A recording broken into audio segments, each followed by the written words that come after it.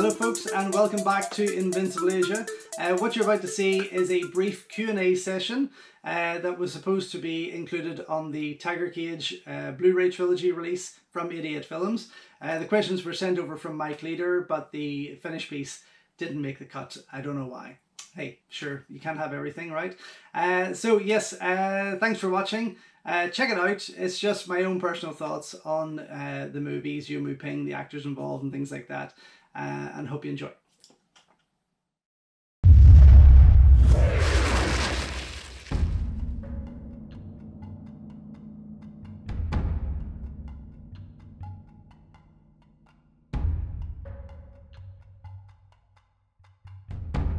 Although there have been a small number of kung fu comedies out before the Yuen Woo Ping and Jackie Chan seasonal movies, some from those guys themselves, others from the likes of Sammo, Leung and others, of course.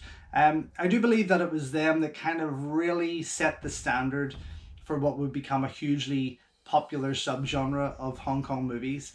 While Jackie would kind of go on to make a few more like that, such as Fearless Hyena, The Young Master and Dragon Lord, he quickly moved into modern day action movies along with Sammo Hung, whereas Yuen Woo Ping would kind of stick around with it for a wee while longer with the likes of Dance of the Drunk Mantis, Buddha's Fist, Magnificent Butcher, Dreadnought, Miracle Fighter, Shaolin Drunkard, and then of course the amazing Drunken Tai Chi, which introduced the world to the incredible Donnie Yen.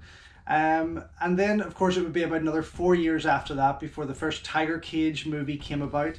And many would claim that to be his first, Yuen Woo Ping's first foray into modern action, let's say. But a year after Drunken Tai Chi came Mismatched Couples, which we can't forget about, this wonderful hybrid martial arts breakdance comedy, which was just nuts, and saw Yuen Woo Ping starring alongside Donnie Yen, and that itself offered up some fantastic modern day action from Yuen Woo Ping and Donnie Yen, proving that they weren't all about the traditional styles and the kung fu and the comedy, and putting their own stamp there and then on modern day action cinema as we know it.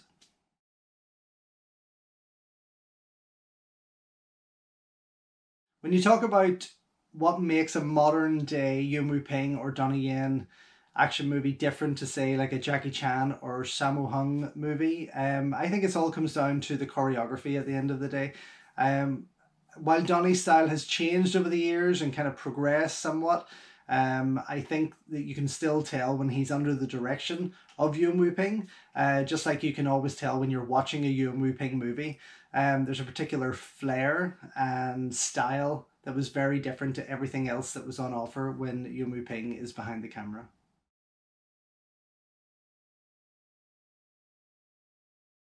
I think in knowing what Yuen Woo Ping has done as an actor and choreographer from his early Shaw Brothers days onwards, I think that he has always been somewhat of a progressive director, always looking to bring something new and fresh to the table, as well as being incredibly creative with his style, of course.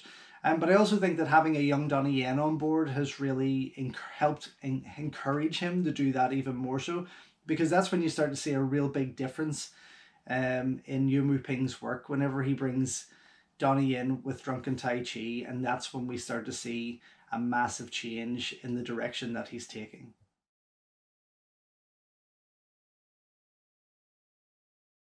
I never got the chance to see Drunken Tai Chi until the late 90s whenever Eastern Heroes released it on DVD. So my first introduction to Donnie Yen, I remember being an X-Rental VHS that I found of In the Line of Duty 4, which was amazing. About 2 or 3 weeks after that, I managed luckily to pick up an X-Rental of Tiger Cage 2, which blew me away, and that was me hooked, totally hooked. And then from there, of course, I was on the lookout for as much Donnie Yen as I could possibly find, which turned into something of an obsession.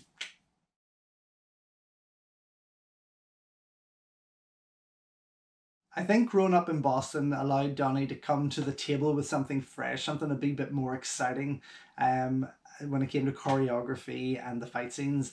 And I think that Yuen Woo Ping trusted what Donnie had to offer and what he could do. And that's why I talked about the changes in Yuen Woo Ping's direction whenever Donnie came around and joined the team. But then you can see that change into modern action, sort of the use of Westerners that could bust a move, such as Donnie's friends from home and fellow students.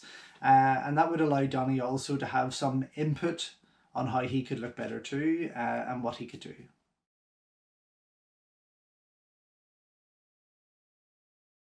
Because I'd already been wowed by the great Mike Woods in both Tiger Cage 2 and in The Line of Duty 4, his appearance in the first Tiger Cage movie, when I got round to seeing it, was a very welcome sight, of course. I never imagined that a man of that size and stature could move the way he does, but that's just the joy of Hong Kong cinema, where we're constantly surprised and shocked at what's on offer. In terms of picking a favourite fight between Mike and Donnie, that's a very hard question, because I think the two of them have some incredible moves across many different movies. Obviously Tiger Cage 2 and In the Line of Duty 4 really stand out there, but there's also Crystal Hunt and The Wild Cheetah on Fire. But yes, I think definitely that fight here between them in Tiger Cage 2 probably just sits on top for me as one of the most exciting showdowns between the both of them.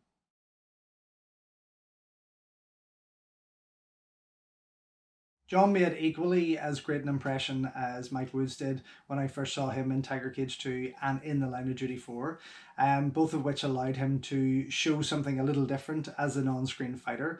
And although he joined them again for Crystal Hunt and Cheetah on Fire, I'd have to say definitely that his role here in Tiger Cage 2 as the fighter with the katanas is by far his greatest on-screen appearance during his time in Hong Kong cinema.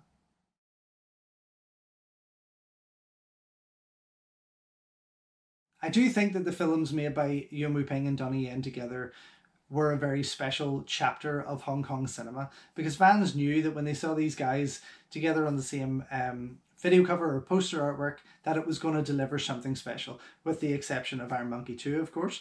And although it was seemingly short-lived in the grand scheme of things, I would say that the pair of them really delivered a really strong 8 movies, which kind of made their reteaming for the underrated Crouching Tiger, Hidden Dragon sequel all the more exciting to wait for almost 2 decades later.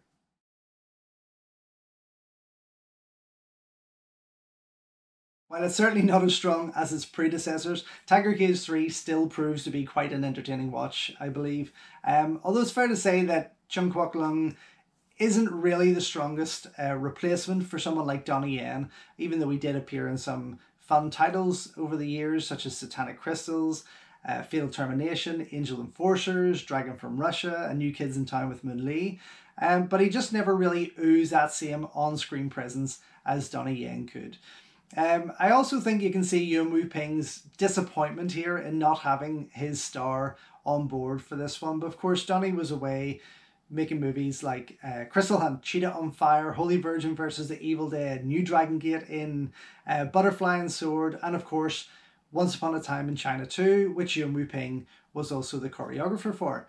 But I think also then with Tiger Cage 3, Yuen Woo Ping stepped back as the main choreographer, allowing for his brother Yuen Shun Yi to step in there, and a very young Didi Koo to make his debut as an action choreographer.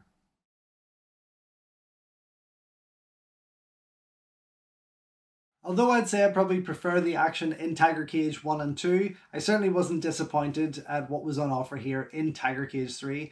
I think the action design may have flowed better had it kept the same style as the first 2 chapters, of course, but I can also understand that Yuen Woo Ping probably wanted to try something a little different, considering the loss of having Donnie Yen on board for this chapter.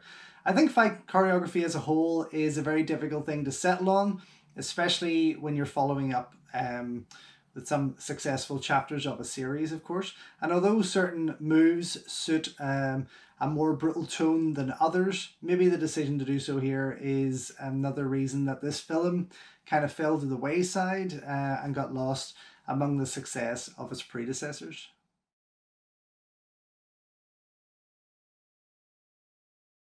It goes without saying that with the films that I have seen and the work done by both Yuen Woo Ping and Donnie Yen have inspired and influenced me definitely in many ways when it comes to filmmaking. You know, I've been watching these guys for over 40 years now, and each of their films, their moves, Their styles are practically ingrained here. I've always enjoyed Woo Ping as a director, and there has definitely been moments where I'm on set when I think back to the work that he's done to try and help me get a shot needed and completed. But yeah, what a legend, eh?